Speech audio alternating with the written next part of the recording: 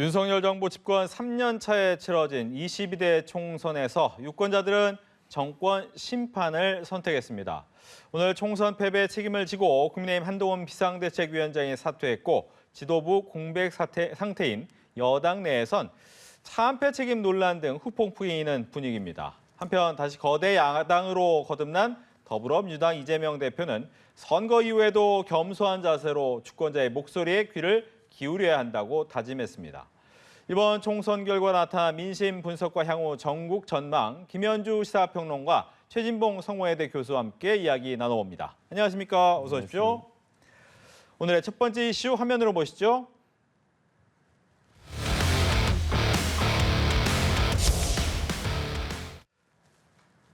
네, 범야권의 압승이 첫 번째 이슈입니다. 이번 총선 결과 175석 그리고 108석 또 범야권으로 본다면 거의 190석에 가까운 숫자가 나왔습니다. 일단 총선의 총평부터 듣겠습니다. 먼저 해주시죠. 보통 그 선거를 판가름하는 데 있어서 인물, 구도, 바람 뭐 이런 기준들을 많이 손꼽으시는데 이번에 그 구도에 있어서 정권 심판론이라고 하는 아주 그 강한 동력의 구도가 작동을 했다는 것을 알 수 있고 따라서 각계 지역구에서의 그 뭐 인물이나 이런 것보다는 정권 심판이 가장 그 중심에 서 있었기 때문에 이 구도로 치러진 선거라고 평가할 수 있겠습니다.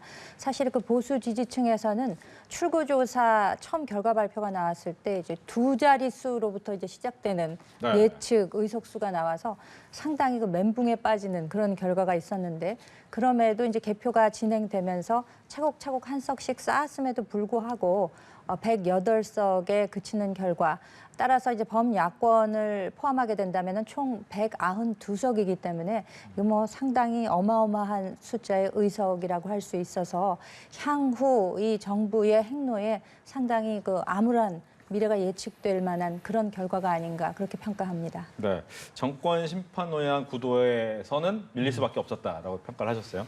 정권 심판은 이렇게 강하게 바람을 불게 만든 요인은 윤석열 대통령한테 있는 거죠. 윤석열 대통령이 심판을 받을 수밖에 없는 여러 상황들이 만들어졌기 때문에 이런 일이 발생한 거 아니겠습니까? 그래서 저는 이번 선거는 윤석열 대통령의 국정 운영이 잘못됐다고 하는 것을 국민들이 심판한 것이고 그 심판 때문에 국민의힘도 함께 심판을 받게 된 것이죠. 왜냐하면 또 국민의힘 입장에서는 정부가 이렇게 잘못했을 때 여당으로서 쓴소리도 좀 하고 바로잡으려고 노력도 하고 그리고 수평적 당정 관계를 통해서 정권이 제대로 일할 수 있도록 하는 그런 역할을 해야 되는데 그런 역할을 또 못했지 않습니까? 그러다 보니까 국민들 입장에서는 이건 이번에는 꼭 한 번은 혼내주고 가야겠다. 왜냐하면 사실 이제 2년 후에 지선 그리고 3년 후에 대선 이렇게 두 번의 선거만 남아 있잖아요. 그러니까 임기 거의 중반에 이루어지는 선거이기 때문에 정권에 대한 중간 평가는 반드시 이루어질 수밖에 없고 그 평가가 싸늘하고 냉혹하고 그리고 혹독하다 이런 부분들을 볼 수 있는 그런 선거였다고 생각을 합니다. 네, 승패 요인이 많이 있겠지만 국민의힘한테는 이렇게 여쭤볼게요. 만약 이 대목, 어떤 한 대목이 변곡점이 있다면 그 부분에 대해서 좀 잘했다면 다른 결과가 좀 나오지 않았을까라는 대목이 있습니까? 이제 흔히 지적되기로는 그 대통령실발 리스크, 3월 초부터 조금 더 불거진 양상이 있었죠. 조국 혁신당 출범과 공교롭게도 그 비슷한 시기에 그 이종섭 황상무 논란도 있었고 의정 갈등도 상당히 불거졌지 않았습니까? 그리고 이제 대파 논란으로 인해서 상당히 이것을 민주당에서 이제 대파를 가지고 정쟁화 삼기도 했었습니다만 그 본질보다는 그 대파가 상징하는 예를 들면 대통령실이 이제 불통하거나 혹은 그 민생에 대해서 좀 무관심한 것이 아니냐 이런 이제 프레임이 씌워지면서 이것이 주요하고 또 이것이 정권 심판론을 강하게 밀어붙이게 되는 그런 결과를 초래한 것이 아닌가 그렇게 생각하고 있습니다. 네, 이긴 집안한테는 이렇게 여쭤보겠습니다. 승패 요인이 워낙 많을 테니까 차라리 다음 선거에 이런 부분은 좀 더 고치고 나간다면 민주당 입장에서는 더 좋을 것 같다. 민주당 입장에서는 제가 생각할 때는 이번에 이제 조국 혁신당이 바람을 많이 일으켰잖아요. 네. 그 부분도 우리가 한번 되돌아볼 필요는 있다는 생각이 들어요. 사실은 민주당이 좀 부족한 부분이 바로 그런 부분이 아닌가 하는 생각이 들거든요. 물론 민주당이 거대 야당이기 때문에 너무 극단적으로 한쪽으로 치우치는 건 상당히 어려워요. 그럼에도 불구하고 이번에 국민들이 총선 과정에서 요구하고 원했던 것은 좀 더 선명하게 대여 투쟁을 강하게 하는 그런 모습을 원하지 않았나는 생각이 든다는 것이죠. 그래서 뭐 정권 심판이라고 하는 부분이 바람이 불었다고 아까도 설명을 드렸는데 그 과정에서 야당이 좀 더 잘 싸웠으면 어땠을까 하는 생각이 들어요. 그런 부분에 대응을 잘 못한 부분들이 어찌 보면 조국 혁신당이라고 하는 그런 이제 비례 정당이 탄생하게 된 계기가 되지 않았나는 생각이 들거든요. 그래서 민주당이 이제는 조금 더 대여 투쟁을 강하게 해서 국민들의 목소리가 정부에 또 대통령실에 잘 전달될 수 있도록 하는 역할까지도 수행하는 것이 필요하지 않을까 그렇게 생각합니다. 예. 이제 국민의힘이 이제 주도권이 계속 이당이 되는 상황이 되고 있습니다. 그러다 보면 이제 윤석열 정부는 5년 내내 여소야대 국면을 계속 갖고 가야 되는 어쩔 수 없는 상황이 있는데 그동안 이제 협치보다는 대치의 모습을 보여줬단 말이에요. 그러면 앞으로의 향후 정부는 어떻게 됩니까? 뭐 국정 기조를 좀 바꿀 수밖에는 없지 않겠습니까? 아직 3년이나 이제 정부의 임기가 남아 있는 상황에서 이제까지 사실 2년 동안도 또 대통령실이나 정부 여당의 입장에서만 생각해 보자면은 쉽지 않았죠. 왜냐하면 이제 정부 초기부터 뭐 예를 들자면 여가부 폐지 같은 것도 정부조직법 개편안 이런 것들을 야당이 협조를 해줘야 되는데 임기 첫 해부터 뭐 정부에서 입법한 거는 하나도 통과가 되지 않는 이런 정도의 비협조가 있었고 또 뭐 작년 같은 경우에 예를 들자면은 뭐 양곡관리법부터 시작해서 각종 그 소위 발목 잡기 입법 등을 통해서 대통령실에서는 이것을 거부권을 행사할 수밖에 없는 이런 상황이 자꾸 반복이 되다 보니까 어떻게 보면 그것이 이제 정권 심판론의 빌미를 제공하기도 했었으나 사실은 정부 입장에서는 또 어려운 측면이 있었습니다. 근데 앞으로 남은 3년 동안은 이제까지는 오히려 순한 맛이 아니었던가 싶을 정도의 매운맛 버전이 기다리고 있지 않을까라는 지금 좀 암담한 예측이 가능할 것이고 그렇다고 한다면은 이 정부에서는 이를 그래도 하기 위해서 또 국정 동력을 잃지 않기 위해서는 어떻게든 야당과 협조하는 모양새 그리고 이제 그 관계를 좀 재설정하는 그런 방면으로 좀 추구할 수밖에는 없지 않을까 그렇게 예측을 하고 있습니다. 네. 뭐 이해찬 위원장도 얘기를 했지만 많은 의석수 줬을 때 더 잘해야 된다 이런 얘기를 하시잖아요. 제가 앞서 얘기했지만 계속 거부권을 행사하는 분위기가 이어지거나 법안을 만들고 거부권 행사하고 이런 분위기가 또 이어진다면 여기에 대해서 또 화살이 올 수도 있다고 생각이 되거든요. 근데 사실은 거부권은 이제 대통령이 행사를 하는 거잖아요. 근데 국회와 이제 입법부와 행정부는 견제 관계가 형성이 돼야 돼요. 상권 분립이 존재하는 이유도 입법부, 행정부, 사법부가 견제하면서 한쪽으로 힘이 쏠리거나 독재적 발상이 나오지 않도록 하기 위해서 그런 방안을 만들어 놓은 거지 않습니까? 근데 대통령이 입법부의 의견이나 입법부의 어떤 그 통과된 법안을 그렇게 자꾸 거부권을 행사해서 무력화시키는 건 대단히 잘못된 행동이라고 저는 생각해요. 그게 본인의 뜻에 맞지 않다 하더라도 국민들이 볼 때 국민을 대표해서 만들어준 의회에서 그런 결정을 해서 통과가 된 게 아니라고 하면 거부권은 정말 신중하게 저는 발휘돼야 한다고 생각해요. 그게 법에 보장된 거긴 하지만 그런 부분들이 국민이 볼 때 대통령이 저렇게 거부권 자꾸 행사를 하게 되면 국민들이 저게 과연 입법부를 존중하는 것인가, 국민의 뜻을 존중하는 것인가. 뭐 대표적인 예가 본인의 가족과 관련된 특검법도 거부했어요. 그럼 국민들은 과연 어떻게 보겠습니까? 저런 부분들이 저는 이런 국정 운영에 대한 심판 또는 정권 심판 이런 부분들을 더 강조시키고 또 부각시키는 요소가 된다고 보거든요. 네. 그래서 대통령이 앞으로 저런 식으로 계속 똑같이 만약에 또 거부권 행사하고 정당한 방법을 통해서 국회를 통과해서 온 법안에 대해서 계속 거부권을 행사해서 국회의 역할을 완전히 무력화시킨다고 하면 그건 국민들의 심판을 또 받을 수밖에 없어요. 저는 그거는 대통령이 남은 임기 동안 그렇게 하시는 것은 잘못된 행동이라고 생각을 하고요. 그래서 만약에 국회가 만약 그런 행동을 해서 돌아온다면 지금의 의석으로는 불가능해요. 그냥 또 법이 없어지는 거죠. 그렇게 되는 상황이 계속되는데 문제는 그러면 다음 선거, 다음 대선은 또 어떻게 되겠습니까? 그래서 입법부가 행정부도 입법부를 존중하고 입법부도 행정부를 존중해야 되지만 그 건강한 견제 관계가 잘 형성될 수 있도록 해야 한다고 저는 생각을 하고요. 네. 대통령이 이번에 국정 기조를 바꾸지 않으신다고 하면 물론 말로는 하신다고 했으니까 기대는 해보겠는데 지난번에 그 강서구청장 재보궐선거 이후에 똑같은 얘기 했거든요, 대통령이. 네. 근데도 안 바꿨어요. 그래서 지금의 문제가 또 발생한 거거든요. 과연 말한 대로 지켜질지는 좀 지켜봐야 한다고 생각합니다. 예, 뭐 일각에서 이런 얘기 하시잖아요. 결과적으로 안 바뀔 것이다라고 얘기하는데 바뀌겠습니까? 오늘 보니까 이제 많이들 사임하셨더라고요. 그렇죠. 이제 국정쇄신의 출발점 신호탄으로 이제 인적 쇄신 스스로 이제 사퇴하는 형식을 취하기는 했었습니다만 그 내각이나 혹은 참모진들 인적 쇄신을 하는 것으로부터 이제 변화의 바람이 불어올 것이다라고 생각을 합니다. 그 이제 아까 뭐 독재 얘기를 하셨는데 입법부도 독재를 할 수 있습니다. 일종의 입법 독재라고 할까요? 지난 정부 문정부 기간 동안은 추진하시지 않았던 입법들, 뭐 예를 들어서 양곡관리법이라든가 방송3법이라든가 이런 걸 하나도 추진하지 않다가 이번 정부 들어서 이것을 밀어붙이면서 이걸 받아들이지 않게 되면은 또 대통령이 마음에 안 들어서 이것을 거부하는 것이다. 이렇게 말씀을 하시게 되면은 입법 독재에 대한 견제가 행정부에서 될 수가 없는 것이고, 그리고 지금 192석이라는 범야권의 의석수로 봐서는 지금 뭐 그렇게 되지는 않겠습니다만 여권에서 만약에 표가 몇 표 정도만 이탈하게 된다면은 대통령의 거부권을 무력화시킬 수 있는 그런 정도로까지 갈 수 있는 것이기 때문에 사실상 좀 무리한 측면이 있다고 하더라도 앞으로의 정부에서는 그 국회와 보다 더 소통하고 보다 더 사전에 면밀히 논의하고 해서 이제 거부권이 행사되지 않도록 하는 그 상당히 좀 타당한 이런 입법 과정들이 이루어질 수 있도록 미리미리 서로 의견 소통을 하는 것이 필요하지 않을까, 그런 주장을 하겠습니다. 네. 지금 민주당에선 대통령하고 야당 대표 만나는 것을 일단 꺼냈는데 만날 가능성 어떻게 보십니까? 그러니까 대통령이 만날 마음이 있어야 되겠죠. 그러니까 제가 볼 때 이재명 대표는 만약에 만나자고 하면 만날 가능성이 있다고 저는 생각해요.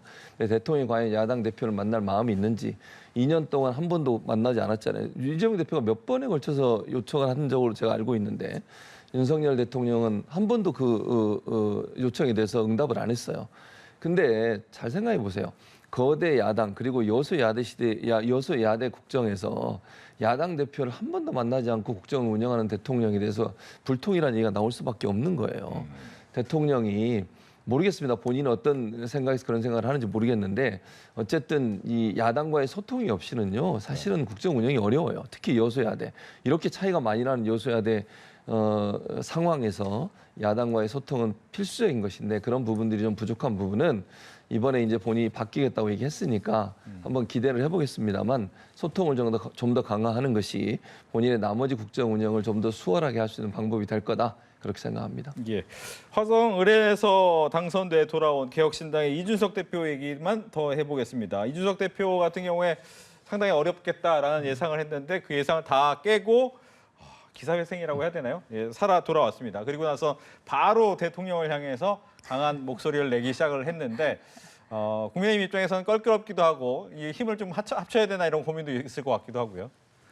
그래서 뭐 당장 힘을 합치기는 좀 어렵지 않을까 하는 생각이 있습니다. 탈당하고 또 그 별도의 당을 만들어서 지금 이제 본인이 당선이 된 거 아니겠습니까?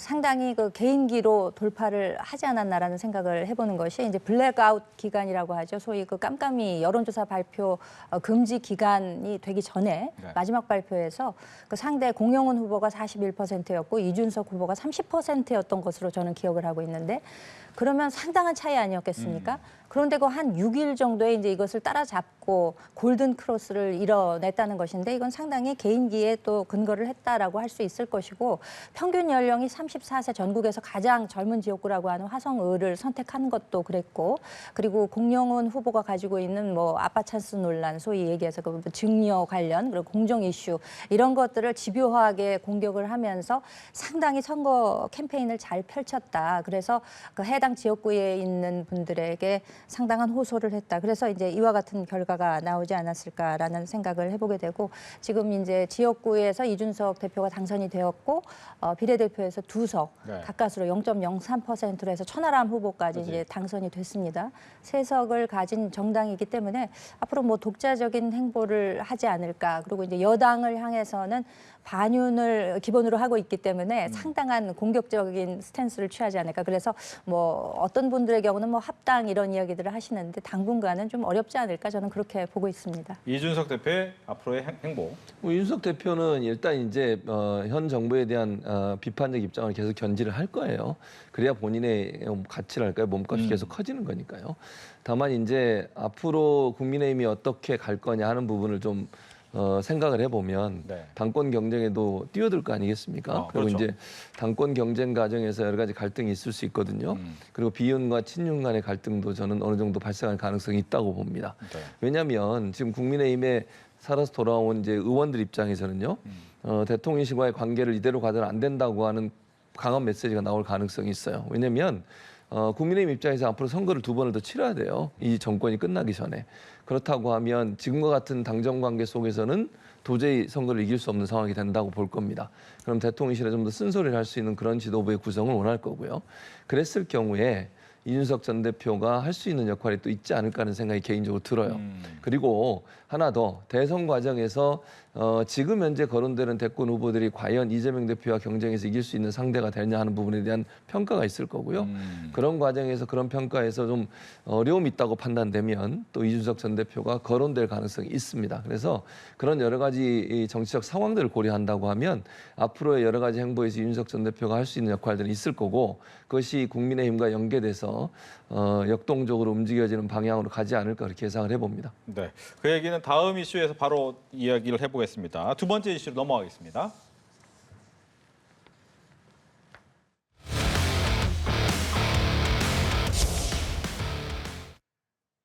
네, 뭐 패배한 당에는 이제 후폭풍이 생길 수밖에 없다라고 생각이 되지만 바로 한동훈 비상대책위원장이 사퇴를 했습니다. 당초에는 뭐 이 선거 이후에 어떤 행보를 보일까에 대해서 여러 가지 얘기가 좀 있었는데 일단은 사퇴하면서 지도부 공백 사태인데 이 상황은 어떻게 돼야 됩니까? 한동훈 장관의 향후 글쎄 뭐 미래는 뭐 본인만이 뭐 본인도 아마 지금 당장은 어떤 계획을 세우기가 상당히 어려운 형편일 거예요. 너무나 이제 크게 참패를 했기 때문에 그 충격파도 있을 것이고 또 공당의 대표격을 맡았었기 때문에 그에 대한 책임을 지고 이제 오늘 물러나지 않았습니까? 그러면서 본인 자신부터 깊이 반성하고 사과의 뜻을 표했고 그럼에도 정치 개혁을 향한 노력들을 경주해 달라라는 그런 본인도 다짐을 하고 또 정치권에도 부탁하는 그런 목소리를 냈습니다. 그렇기 때문에 하지만 앞으로 본인이 이제 마음을 먹었다고 했잖아요. 공공선을 위해서 동료 시민들을 위해서 무언가 할 수 있기를 본인이 고대하고 또 그 길로 나아가겠다고 이야기를 했었고 어디에 있건 간에 나라 걱정을 하면서 살겠다라고 하는 것은 이 정치권에서 완전히 발을 빼겠다는 것과는 거리가 좀 있어 보입니다. 그렇기 때문에 어떤 방식으로든 정치권에서 영향력을 행사하는 그런 위치에 있지 않을까. 그것이 다만 국민의힘에서 어느 시기에 어떤 식으로 발현이 될지 그 점에 대해서는 좀 예측하기가 어렵습니다만 어쨌거나 국민의힘 내에서 어떤 그 공간을 차지하고 앞으로의 국민의힘 미래에 뭔가 행보를 하지 않을까 그렇게 예상을 해봅니다. 네, 한동훈 위원장의 행보. 저는 일단 당분간은 이제 활동하기가 좀 어려울 거예요. 왜냐하면 책임을 지고 물러난 상태에서 바로 또 네. 다시 나오는 것이 거부감도 있을 거고 부담도 될 거고. 다만 이제 한동훈 비대위원장은 어떤 형태로든 이제 정치에서 완전히 발을 빼기는 어려운 상황이에요. 지금 상황에서 정치 아니고는 할 게 없잖아요. 지금 현재는. 그러니까 정치권에 계속 관심을 가질 텐데 문제는 저는 한동훈 비대위원장이 다시 정치권에 들어와서 국민의힘의 주도적 역할을 하면서 대선 후보까지 가려면 대통령과의 거리두기를 시작해야 한다고 생각해요. 그 부분이 전제되지 않으면 어려워요. 만약에 윤석열 대통령과 동일한 스탠스를 취하고 지난번처럼 약간의 갈등이 있었다가 다시 뒤로 물러서 가지고 수용하는 태도를 계속 보인다고 하면 네. 지도력은 의심받을 겁니다. 이번에도 만약에 조금 더 강하게 문제점을 지적하고 그 문제를 바로잡으려고 노력하는 모습을 보이고 그런 과정이 어느 정도 긴장 관계가 대통령실과 있었다고 하면 지금처럼 이렇게 참담한 패배를 당하지는 않았을 거라고 저는 생각해요. 그런 점으로 본다고 하면 한동훈 비대위원장이 앞으로 어떤 스탠스를 취하느냐가 본인의 정치 운명과 생명을 결정하는 중요한 요소가 될 거라고 생각합니다. 예. 그렇기 때문에 지금 이 혼란스러운 당을 누가 수습을 할 것이냐라는 부분인데 또 일각에서 나온 얘기가 그동안 좀 대통령과 척을 저었던 중진들은 또 많이 살아왔어요. 나경원 의원이라는 전 의원, 또 안철수 의원, 김기현 의원 같은 경우에는 살아 돌아오면서 이제 새롭게 꾸려질 당의 수습이 이분들한테 좀 힘이 실리지 않을까 생각이 되는데 어떻게 예상이 됩니까? 그래서 이제 많은 언론들에서는 이제 비윤 중진이 앞으로 이제 당권 경쟁에 나서는 것이 아니냐 이제 이런 예측들을 내놓고 있는데 뭐 저도 그런 예측에 동의를 하고 있습니다. 근데 이제 방금 그 한동훈 비대위원장이 뭐 지금 책임지고 그만뒀는데 어떻게 바로 돌아올 수 있겠느냐, 뭐 당분간은 자맹을 하지 않을까라는 예상을 해주셨습니다만, 아니 뭐 그렇게 치면 뭐 예전에는 뭐 대선 같은 데서 지고 이런 분들 대부분 뭐 외국 유학을 간다든지 그래서 이제 유학 얘기도 한동안 나오지 않았었습니까? 근데 좀 본인이 자기가 뭘 배울 때는 아니다 이제 이렇게 이미 선을 그었고, 그리고 저는 이미 선거공학적으로 무슨 어떤 책임질 일이 있을 때 들어가서 자맹하거나 유학을 가거나 이런 공식은 이미 좀 구태가 됐다고 저는 생각하는 것이, 지난번 대선에서 3월 9일 대선이 있었는데 이재명 대표가 이제 선거 패배를 했잖아요. 그랬는데 그 한 석 달도 되지 않아서 6월 1일 보궐선거에 나와서 본인이 국회의원이 되지 않았습니까? 그리고 나서 또 당권 선거에도 바로 도전을 해서 당대표가 됐었단 말이죠. 그런 방식도 있었기 때문에, 선례가 있기 때문에 저는 뭐 한동훈 비대위원장에게도 당권 도전, 만약에 당이 원하고 당원들이 원하게 된다면, 부름을 받는다면 그것도 아예 불가능한 방법은 아니라고 생각을 합니다만, 지금 뭐 이야기가 나오고 있는 것은 주로 비윤 중진들. 왜냐하면 소위 그 대통령실과 약간의 척을 지고 좀 탄압받았다는 이미지가 있는 분들이 지금 다 살아 돌아오지 않았습니까? 그렇기 때문에 이제 이분들의 목소리가 높아질 수밖에 없는 것이고, 또 어느 정도 대통령실과 거리를 두면서 그동안 만약에 수직적 당정 관계가 지적이 되었다면은 이거를 타파하는 데 있어서 좀 적극적인 역할을 이분들이 하시지 않을까, 그런 예상은 해보게 됩니다. 비윤 중진들이 목소리를 내는데 결과적으로 당정 관계 바뀔 수 있습니까? 그게 이제 두고 봐야죠. 그리고 그 사람들이 과연 당권을 잡을 수 있느냐도 의문이라는 생각이 들어요. 왜냐하면 당권을 누군가를 쥐는데 그 사람이 비윤 대표 주자로서 대통령실과 거리두기를 하는 그런 모양새를 보인다면 그게 가능해지겠죠. 근데 이런 분들이 나왔는데 또다시 안 되는 경우, 그러니까 예를 들면 대통령의 입김이 강하게 국민의힘에 작동을 해서 비윤계로 분류되는 분들의 당권에서 경쟁해서 밀려나는 경우, 이런 경우는 다시 되돌이표가 되는 거죠. 그거는 변화를 못하는 상황이 될 거라고 저는 생각해요. 그래서 저는 바람직한 방향은 비윤계 중진들이라고 소위 얘기되는 분들, 그러니까 대통령실에 대해서 쓴소리를 할 수 있는 사람들이 당권을 잡고 그분들이 국민의힘의 변화를 추동해가는 과정, 이게 필요하다고 보고요. 수평적 당정 관계를 완전하지 않더라도 만들기 위한 노력들을 하는 것, 그것이 국민들이 볼 때는 국민의힘이 변하고 있구나 하는 부분들을 보여줄 수 있는 사례가 될 거라고 생각해요. 그런 부분들이 안 된다고 하면 제가 볼 때는 어려워지죠. 그러면 이제 예전의 상황과 똑같이 가는 거예요. 그러니까 총선 전에 대통령실과 여당과의 관계, 그 관계가 계속 반복되기 때문에 그럼 결국 선거는 지금과 같은 그런 결과로 또 나올 가능성이 높아지는 상황이 될 거라고 생각합니다. 예. 여기서 이제 궁금한 거는 이겁니다. 지금 이번 총선에서 또 하나 가장 큰 이야기가 이제 의정 갈등이었거든요. 이 의정 갈등이 이제 총선 이후에 그럼 과연 어떻게 풀릴 것이냐. 물론 여권이 승리와 야권의 승리에 따라 약간의 생각이 좀 다르긴 했지만 일단은 야권의 승리가 됐기 때문에 과연 의정 갈등이 어떤 식으로 풀려나가게 될 것인가, 이 부분은 어떻게 예상하십니까? 지금 근데 사실 그 의사 단체 내부에서도 그 갈등 요소가 상당히 있고 그 합일된 그 일치된 의견을 지금 못 내고 있는 상황 아니겠습니까? 그런데 이제 이것이 상당히 좀 정치화된 측면이 있다고 봐요. 그래서 이제 총선에 영향을 미칠 수 있다. 심지어 그런 이야기를 한 의사 단체 대표자도 있었고, 그렇기 때문에 지금 야당이 총선에서 이제 대승을 한 상황에서 아마 오늘 그 민주당에서도 그런 의정 갈등을 적극적으로 해소해 보겠다라는 목소리가 나온 것으로 알고 있습니다. 그렇기 때문에 적극적으로 뭐 이에 대한 해소 방안을 마련을 하고 누군가와는 마주 앉아서 이야기를 해서 방책을 마련한다면 저는 그것도 방법이 될 수 있다고 생각합니다. 민주당에서 잘 풀어보시면 좋을 것 같습니다. 의정 갈등. 민주당이 풀 수 있는 문제는 아니고요. 민주당이 중간에서 뭐 중개자의 역할을 할 수 있지만 대통령실과 정부가 해야 될 일이에요. 왜냐하면 지금 모든 일들을 대통령실이 하고 있는 거잖아요. 뭐 의대 증원 문제 관련한 문제든, 저는 뭐 개인적으로 지난번에 말씀드린 의대 정원은 늘려야 한다고 생각하는 사람인데, 문제는 뭐냐면 이게 그 원칙론은 국민들이 대부분 동의해요. 근데 이 갈등이 장기화되면서 실제 피해를 보는 국민들이 발생하고 있잖아요. 이걸 어떻게 정부가 잘 운영하고 해결하느냐 문제가 저는 중요하다고 생각을 합니다. 그래서 정부가 이런 부분들에서 국민들의 불편을 최소화할 수 있는 방안들을 만들어내야 되고 아니라고 하면 어떤 방법으로든 의사들을 좀 설득을 해서 현장으로 돌아오게 하든 아니면 합의를 다시 이끌어내서 의사단체 또는 의사를 대표하는 어떤 기관들과 함께 논의의 과정과 테이블을 빨리 만들어야 한다고 생각해요. 이게 계속 장기화되면요, 진짜 국민들에게 엄청난 피해를 줄 수 있습니다. 그것이 이제 정부에게는 상당히 큰 부담이 될 거예요. 사실 처음 이 문제가 시작될 때만 해도 정부에게 긍정적 응답이 더 많았어요. 여론조사 같은 경우도. 그런데 장기화되면서 피해가 증가되다 보니까 결국 이제 바뀌어가지고 양쪽이 다 책임이다 이렇게 지금 나오고 있는 거 아니겠습니까? 그렇기 때문에 윤석열 정부는 빠른 시간 안에 이 문제 해결을 위해서 모든 방법을 동원해야 된다. 그리고 설득하고 대화하고 또 아니면 합의를 이끌어낼 수 있는 노력들을 통해서 국민적 피해가 최소화될 수 있도록 노력을 해야 한다고 생각합니다. 알겠습니다. 이렇게 해서 두 번째 이슈까지 봤고요. 마지막 이슈로 넘어가겠습니다.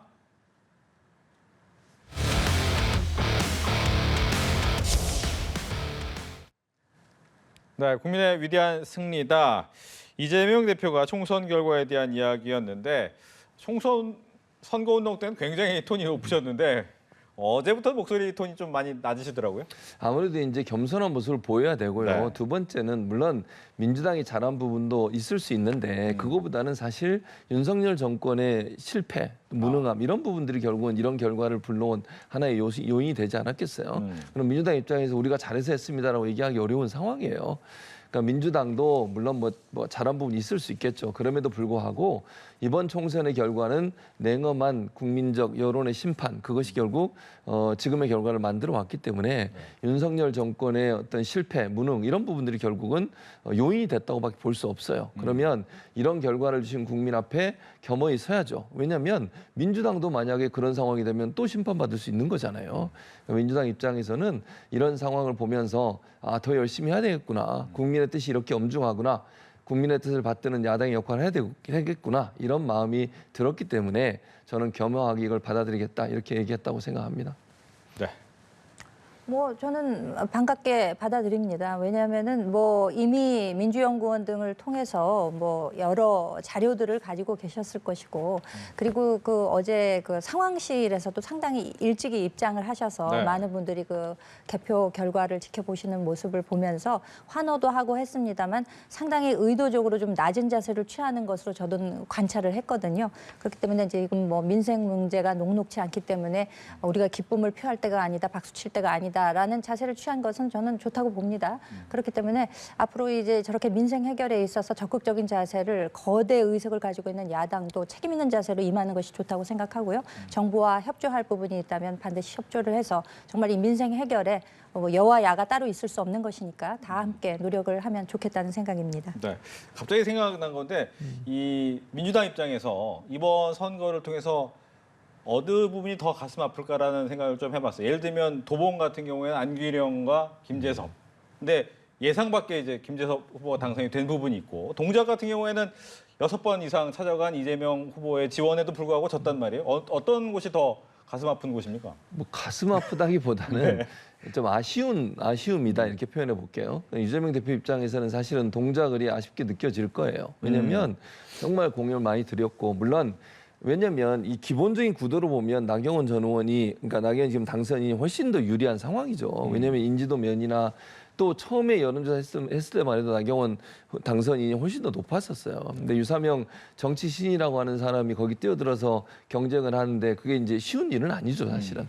그래서 이재명 대표가 저는 더 열심히 갔을 거라고 생각을 하고 그런데 그런 부분이 어쨌든 국민의 선택을 받지 못했으니까 그 부분이 좀 많이 아쉬울 거라고 저는 생각해요, 개인적으로. 그리고 또 하나는 낙동강 벨트예요. 거기는 이제 의석을 잃었거든요. 원래 네. 가지고 가지고 있던 의석을. 이 부분도 이재명 대표 입장에서는 상당히 좀 아쉬운 부분이 아니겠나. 그러니까 저는 이번 총선에서 그 두 부분, 그 두 지점이 이재명 대표 입장에서는 상당히 좀 아쉬움을 느끼는 부분이 아닐까 그렇게 생각을 합니다. 알겠습니다. 도봉갑의 김재섭 의원이죠. 이제 의원이 될 건데 5월달에 포스트 이준석이 됩니까? 그래서 뭐 청년 정치인이기도 하고 그리고 또 지역구의 위치도 뭐 노도강 해서 이제 그쪽에 이제 비슷한 지역이기도 하고 네. 그리고 이제 워낙 그 민주당 진영, 그러니까 그 텃밭이라고 할 수 있는 지역이었기 때문에 그렇죠. 김근태 의원부터 시작했으니까. 그렇습니다. 오랫동안 텃밭 노릇을 한 곳에서 한석을 뚫어냈다고 하는 것은 상당히 앞으로 그 당내에서의 정치적 입지도 있을 것이고 또 지역구 관리를 잘 하게 된다면은 본인이 거기에서 뭐 재선 3선도 할 수 있는 그런 가능성이 있기 때문에 참 좋은 사인을 보낸 것이고 스스로가 그걸 잘 획득해냈다. 그러니까 결국 어떻게 보면 그 안기룡 후보라는 분을 뭐 일종의 뭐 내력뽑기 공천 비슷하게 이런 방식으로 지금 된 것인데 전략 공천이 된 것인데 거기에서 이제 한석을 획득해냈다는 것 그리고 또 지역구에 계시는 주민 여러분들이 그 후보에 대해서 그 후보의 자질에 대해서 잘 파악하고 표를 전략적으로 주신 것이 아닌가 뭐 이런 판단도 좀 가능하지 않을까 싶습니다. 예, 조국 혁신당 얘기까지는 하겠습니다. 조국 혁신당이 이제 3당이 되겠죠. 근데 민주당 입장에선 그때도 얘기했지만 민주당이 하지 못하는 일을 해줬다는 점은 있겠지만 또 같이 가는 부분에 대해서는 고민이 있을 거다라고 예전에 해줬단 말이에요. 일단 이제 원내로 들어온 조국 혁신당은 어떻게 되는 겁니까? 근데 뭐 따로 또 같이 일을 할 수밖에 없어요. 그러니까 무슨 말이냐면 당이 다르기 때문에 일정 부분의 거리는 둘 수밖에 없는 상황이지만 네. 그러나 이제 전체적으로 범야권이 어떤 행동을 하거나 어떤 정책을 추진하는 과정에 있어서는 적극적으로 소통할 거라고 저는 생각합니다. 특히 이제 모르겠습니다. 윤석열 대통령이 국정기조를 바꿀지 안 바꿀지 제가 모르겠는데 저는 아직도 그건 의문이라는 생각이 드는데요. 그래서 만약에 예전의 모습을 계속 유지한다고 하면 대여 투쟁을 강하게 할 수밖에 없어요. 그런 과정에서 손을 잡을 수밖에 없죠. 그러니까 결국 윤석열 대통령이 어떻게 행동을 하느냐에 따라서 둘 간의 관계가 더 밀착되고 가까워질 수 있는 요소가 될 수도 있을 것이고요. 네. 그렇지 않다고 하면 이제 경쟁을 해야 되는 상황인 거잖아요, 결국은. 그런 상황이기 때문에 국민의 민심을 얻기 위해서 더 많은 노력을 하는 모습을 보일 거고 조국 혁신당 같은 경우는 좀 더 선명하게 대여 투쟁을 더 할 거예요. 지금 뭐 당장 특검에 대해서 여러 가지 얘기를 하고 있잖아요, 지금. 한동훈 특검을 포함해서 이런 특검들을 계속 추진해 나갈 텐데 그러기 위해서 또 조국 혁신당 민주당의 도움이 필요해요. 그러면 서로가 서로에게 필요를 느끼고 있기 때문에 협력은 강화될 거라고 봅니다. 다만 민주당 입장에서 여러 가지 이제 조국 혁신당이 추진하는 모든 정책에 다 같이 할 수 있을 거냐 하는 부분은 약간의 고민이 있을 수 있어요.